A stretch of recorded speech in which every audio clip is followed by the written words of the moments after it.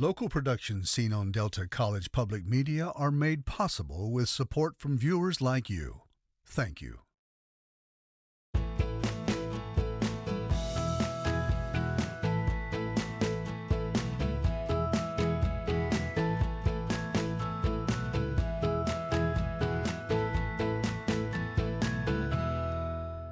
Welcome everyone, I'm Mike Redford and this is the follow-up. Coming up on this edition of the show, a major tax hike for marijuana sales in Michigan to pay for road repairs. That's what state lawmakers approved in the new state budget to take effect on January 1st. The state's cannabis industry says it's unfair and unconstitutional, resulting in a court fight. They also say it could open the door for more black market sales of marijuana. However, proponents of the new tax say it's appropriate, including the state senator on the show with us in a moment, who says the industry has only brought trouble to the community he represents. He is among three people on the show who have a big stake in this issue. But first, we have viewer reaction from last week's show here on the follow-up, where we discussed the government shutdown and its impact on food assistance and health care.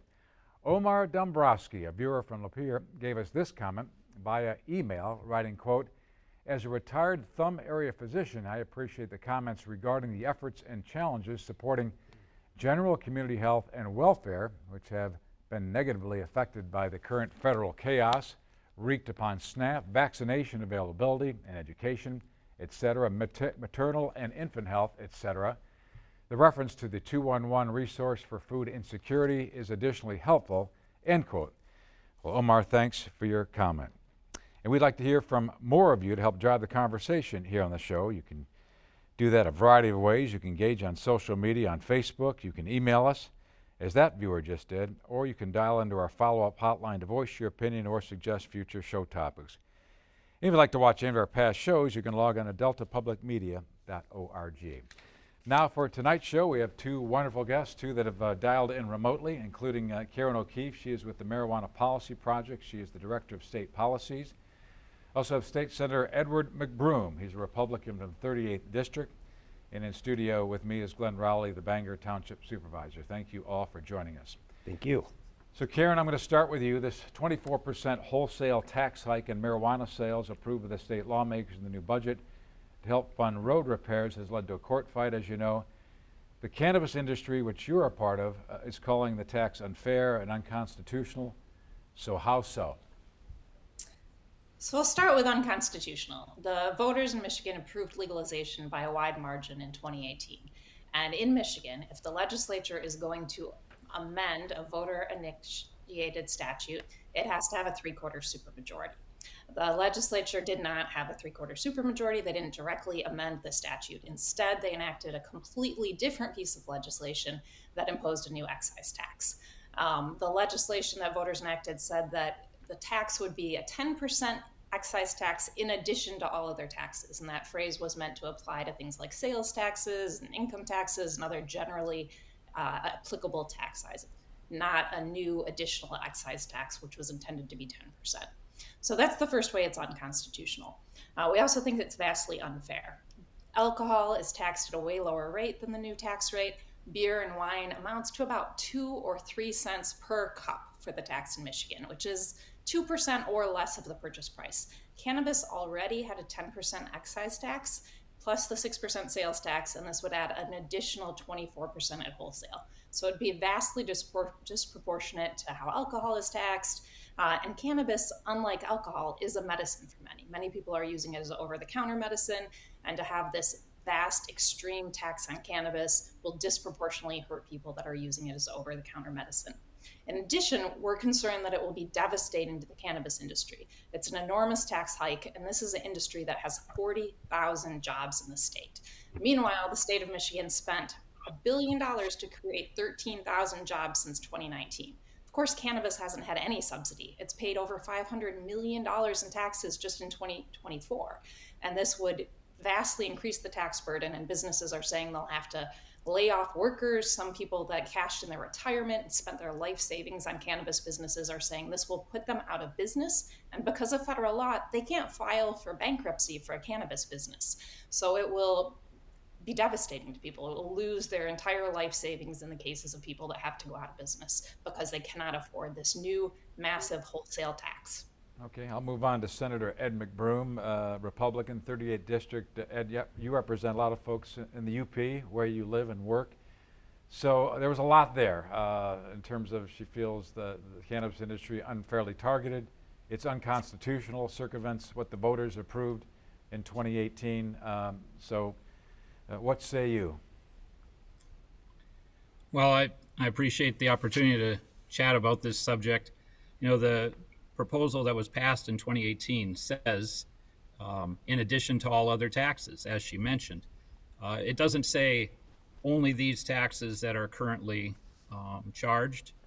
And so I think that the idea that this is somehow unconstitutional is really not going to follow through in the courts, because it doesn't say only these taxes that are in place right now and no other taxes can ever be applied except for the ones under this law.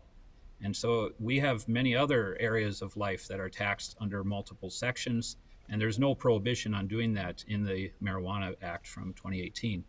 As far as the percentages that are paid, you know, alcohol, I'm not sure why she says it's only 2 cents when there's lots of other taxes that are charged. Alcohol pays well over 30%, cigarettes pay over 40%. And when the proponents of Proposal 1 of 2018 were marketing it, the offering to the public was, we're going to pay taxes like alcohol and like alcohol does. And they haven't come close over the years, only being at around 10%. So I don't feel like that was honest, and I feel like this change is a good one.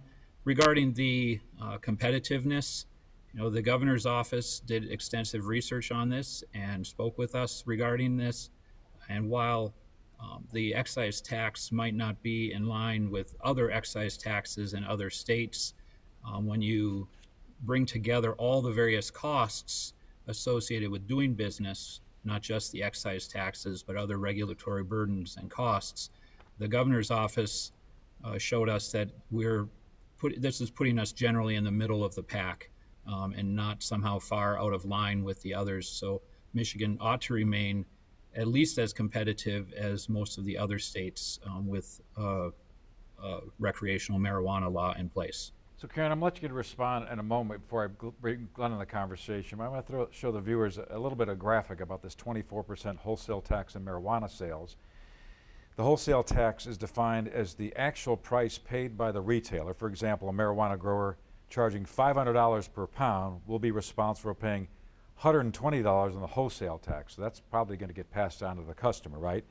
Also, Michigan currently doesn't have a wholesale tax on marijuana sales, but it does have a 10% excise tax and the standard 6% sale tax. So it's nearly a 40% tax that we're dealing with here. And then the bottom line on this, the new wholesale tax on marijuana sales estimated to generate about $420 million annually for road repairs. So, Karen, I'll have you react to some of what the senator had to say, kind of debating your figures a little bit, and then looking at that graphic. What is your thought on that? Sure. So I sent you ahead of the show the numbers and the sources. You can look at a document that I sent you that's from the Senate Fiscal Agency from May 2025 that has all the taxes for beer, wine, and spirits. Under Michigan law, beer's excise tax is $6.30 per 31-gallon barrel. That's 20 cents a gallon, which is 2 cents per 12-ounce can. In addition to that, it's got a 6% sales tax, which is the same as cannabis.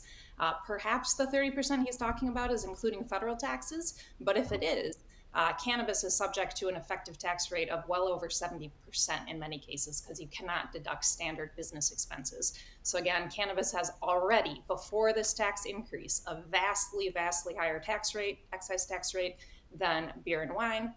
And then after this increase, it will be even higher.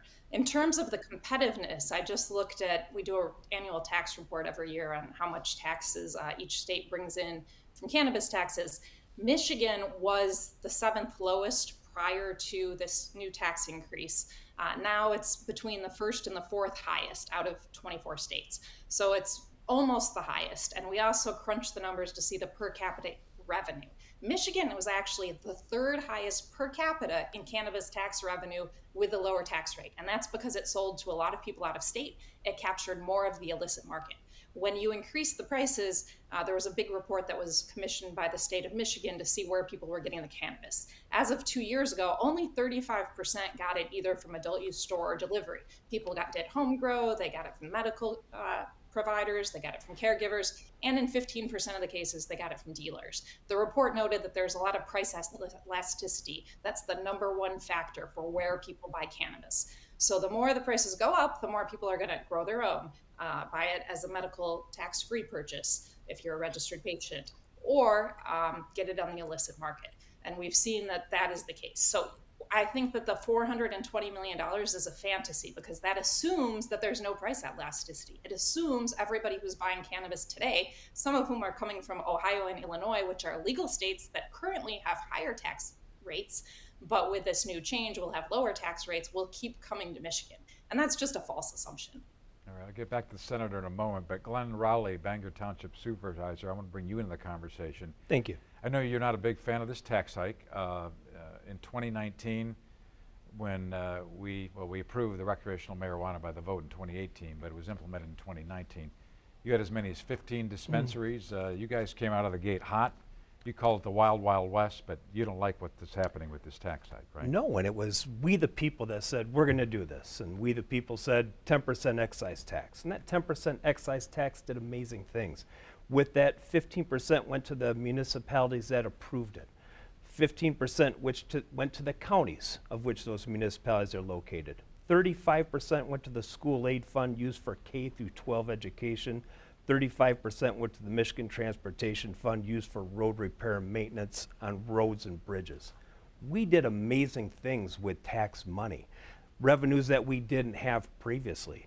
If we look to go up to 24%, we're going to effectively kill the goose that lays the golden egg, and people are going to go to Ohio, and they're going to buy it there. And I hate losing to Ohio. Huh. Either way, they're going to go back to buying it out of vans behind grocery stores. It's going, all the things that were good with this industry that we the people approved, we're just going to take a big step backwards, and we're going to go back to the black market, unregulated, and people can be purchasing and using unsafe products. And that's not what this industry was looking to do. So this is going to be really ugly. So Senator McBroom, I wouldn't mind you reacting to what both Karen and Glenn had to say. I know you have marijuana dispensaries in Menominee in your district along the Wisconsin border who sell to these out-of-state customers. This tax hike may put them out of business or severely hamper their bottom line, and then it'll also lead to more sort of black market sales. So how do you address that, I guess? Well, first I would just say, I mean, I don't, once again, know where your guess statistics are coming from, but alcohol pays well over 30% in excise taxes. And so I don't understand why that's disagreed. I have dispensaries in the communities all across the UP, not just in Menominee. Menominee, Iron Mountain, Crystal Falls, Ironwood, Escanaba, up into Houghton and Marquette. I mean, they're all over, middle of nowhere, Sagola and Alpha. So, you know, clearly the revenue that's come in has been used by local communities, but what I see, especially in the border communities like Menominee, like Ironwood, is that the amount of revenue that's coming in is quickly gobbled up by the costs of having the businesses there, particularly because, as you mentioned before we came on air, there's so much of the industry. It's not well controlled, it's not well maintained. It's impacting other economic opportunities for my communities as different businesses have either refused to come in or have moved away.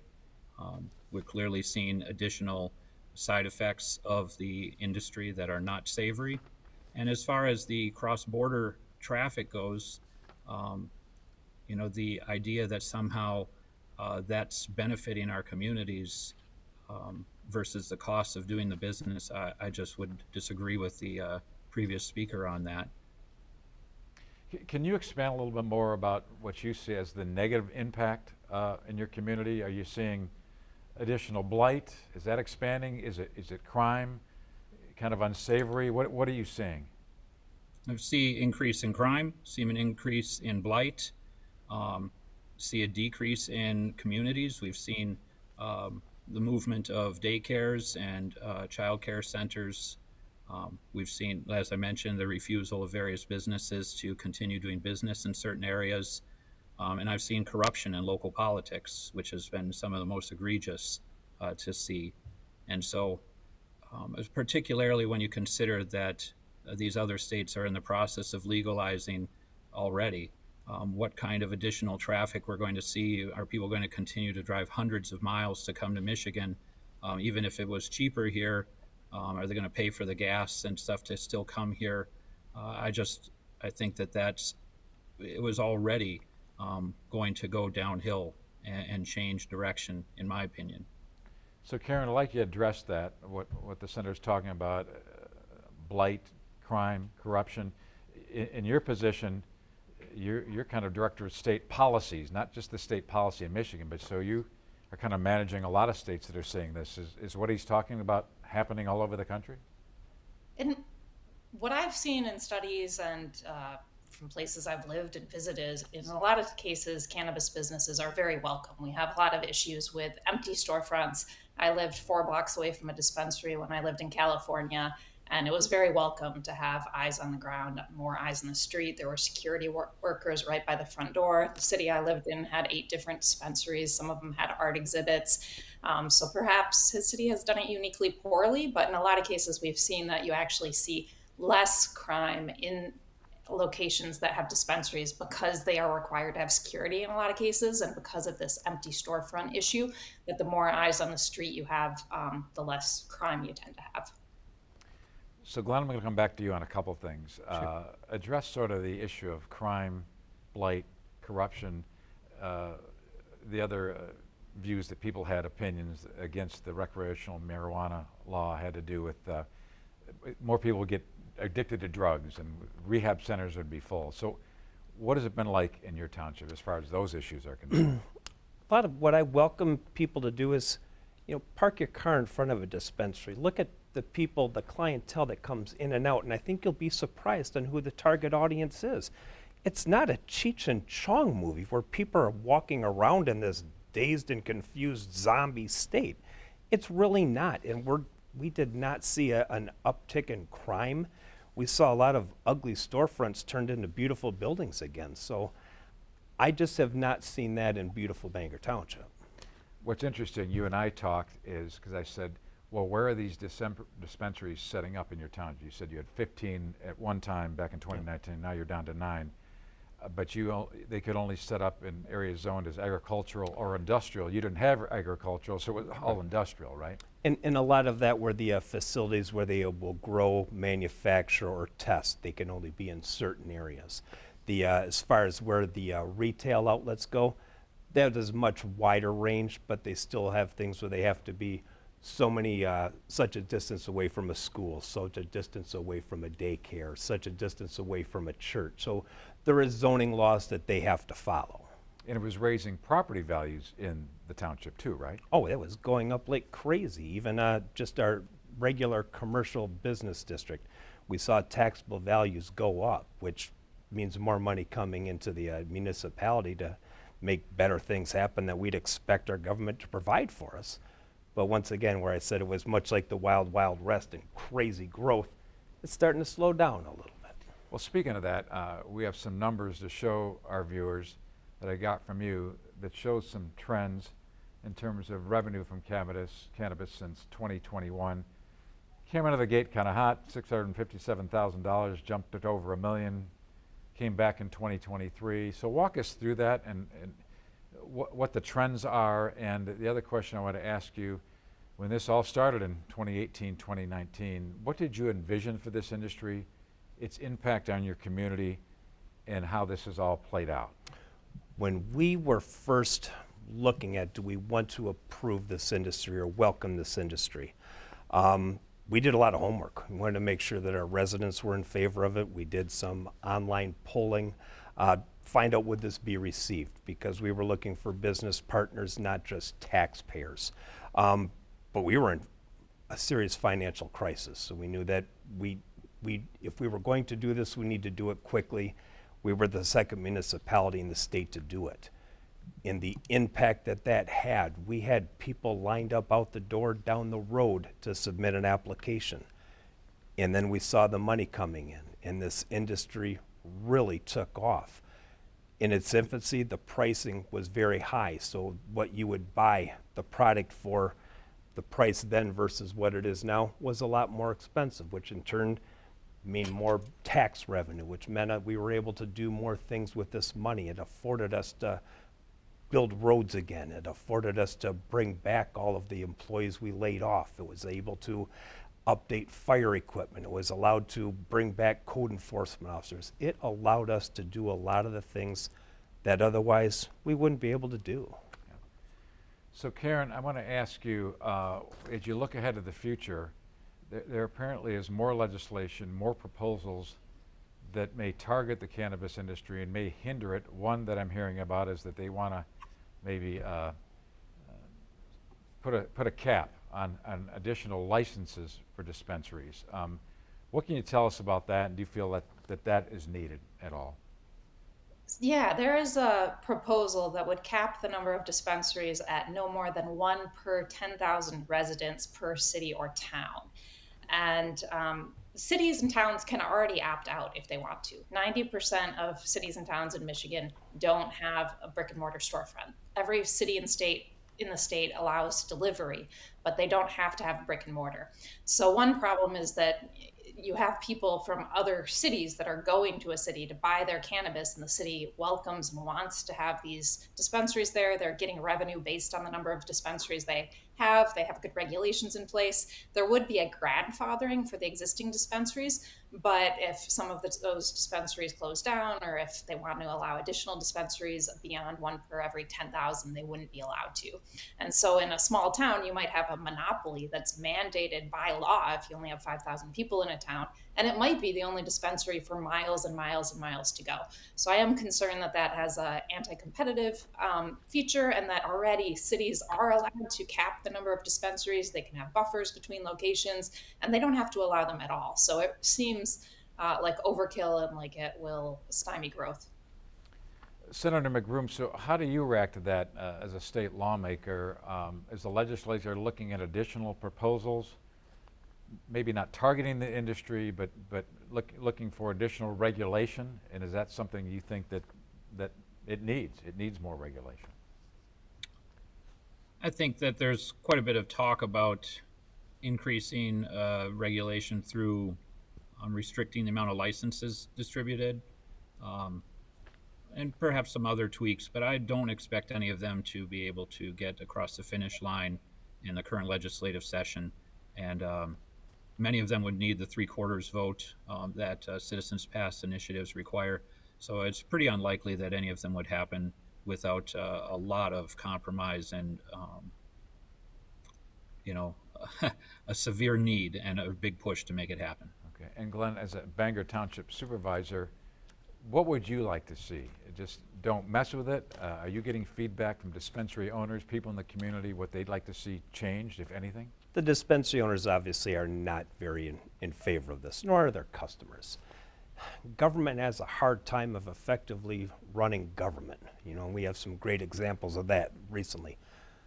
Let business take care of business. That's what they do. It's commerce. It's free enterprise. Let business do business. We have a great taxing program right now going on with them. Let's let them do their business. Let's stay out of it. And Karen, back to you on this lawsuit that's been filed on behalf of the cannabis industry. Where does that sit? What's the next step in this process? Do you feel like you're going to get an outcome one way or another by December 31st? Because this is all going to in effect in January 1st if something isn't changed in the courts.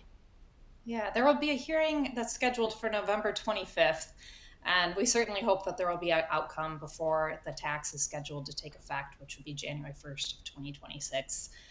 In addition to the argument that I mentioned about the 3/4 supermajority not being met and not directly amending the law, there were also some other constitutional issues. For example, initially a bill was introduced that had nothing to do with taxing cannabis, and it is alleged that it had a fraudulent title, and then that it was amended to change its purpose with no notice.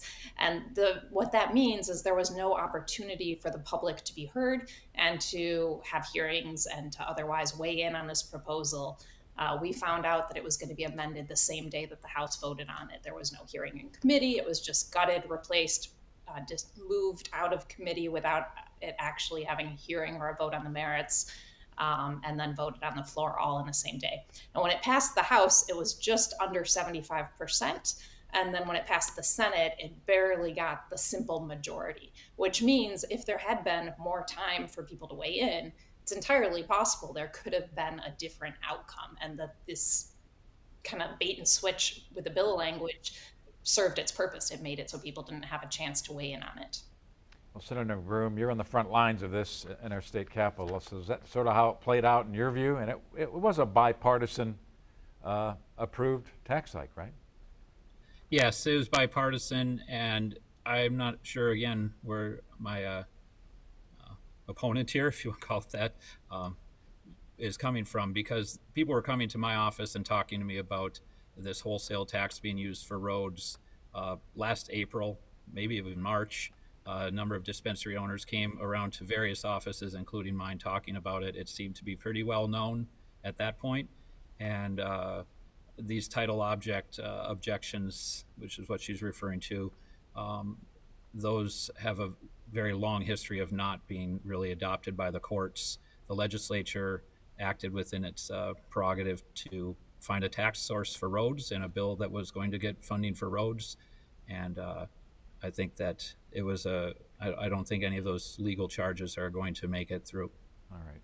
Well, on that note, I'll leave it at that. One thing that we did not talk about, but between now and January 1st, if the court doesn't intervene, our guess is a lot more folks that are customers of cannabis might make a run at some of these dispensaries, and they're going to be stocking up.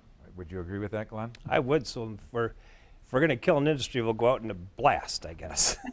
Well, thank you all. Senator Ed McBroom, Karen O'Keefe with the Marijuana Policy Project, and Glenn Rowley, Bangor Township Supervisor. Good discussion. Thank you all for dialing into the follow-up tonight. Much appreciated. Thank you. And that's our show for today, but be sure to join us again on Tuesday, December 9th. We'll be focusing on some important issues surrounding energy and the environment. Hope to see you then. Thanks for joining us on this edition of the follow-up. We'll see you next time. Have a happy Thanksgiving, everyone.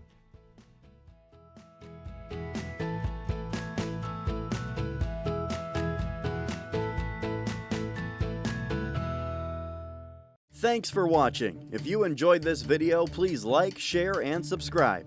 And make sure to click that bell icon to stay notified when we upload new content.